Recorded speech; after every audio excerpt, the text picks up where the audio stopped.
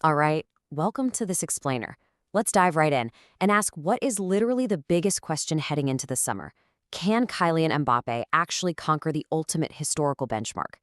We're going to be looking at the incredible evolution of a player, tracking the rise of the young king from a teenage phenomenon to a burdened leader, and asking, does he actually have what it takes to completely rewrite the history books? So let's take a quick trip down memory lane.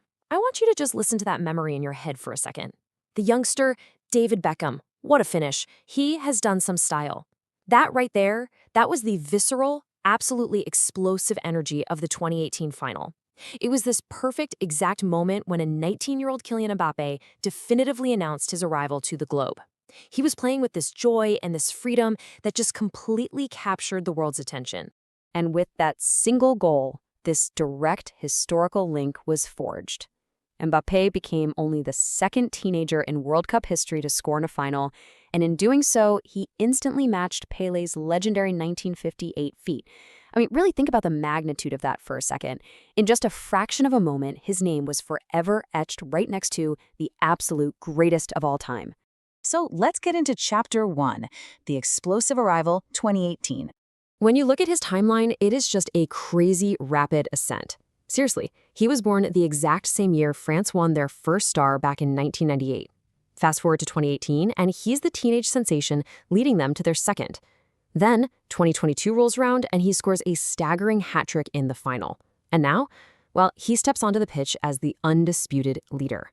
It's kind of like a perfect storybook progression, right? From inspiration to sensation to the captain. Now, to really grasp that 2018 breakout, we have to remember the pure chaos of that tournament environment. It was wildly unpredictable. I mean, we saw South Korea completely shock defending champions Germany with 2 stoppage time goals. We watched Belgium defy a 2-goal deficit with that flawless textbook 9-second counterattack against Japan. And who could forget Benjamin Pavard's absolutely stunning outside of the boot volley against Argentina? It was a wild ride.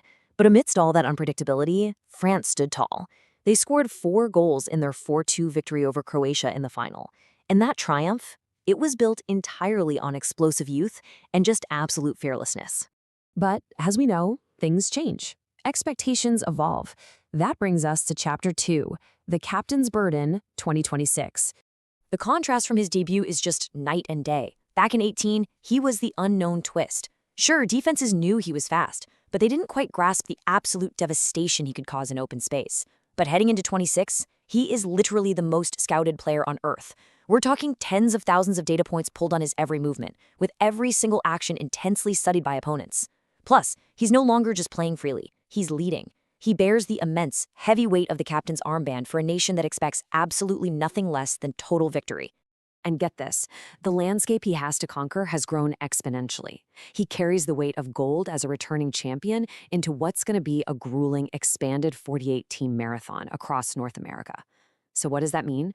It means more teams, way more travel, a heavier physical toll, and a much longer, far more demanding path just to get a chance to lift that trophy again. Fortunately, he doesn't have to carry all of that weight alone. He's backed by this vital infrastructure of returning veterans. We like to call them the Golden Guard. They bring some extremely essential experience to a squad that's otherwise filled with fresh youth. You've got Mbappé acting as the talisman, N'Golo Kanté providing that tireless engine in the midfield, and of course, Didier Deschamps, the mastermind manager who actually hoisted the trophy himself as captain back in '98. They know the formula, and they have definitely navigated this kind of pressure before. Which brings us to the ultimate question. Chapter 3, Chasing Pelé's Legacy.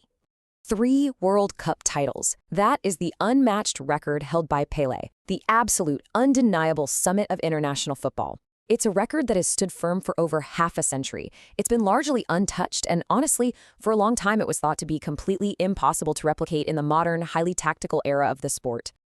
But then you look at Mbappé's resume at just 27 years old, and it's almost hard to comprehend. He already has 1 World Cup title under his belt. He's got 8 career knockout stage goals, which actually ties him for the most ever with legends like Ronaldo. He's the only player since Jeff Hurst to score a hat trick in a final, and he is rapidly closing in on France's all-time scoring record. If anyone on the entire planet possesses the statistical trajectory to actually catch Pelé, it is for sure him.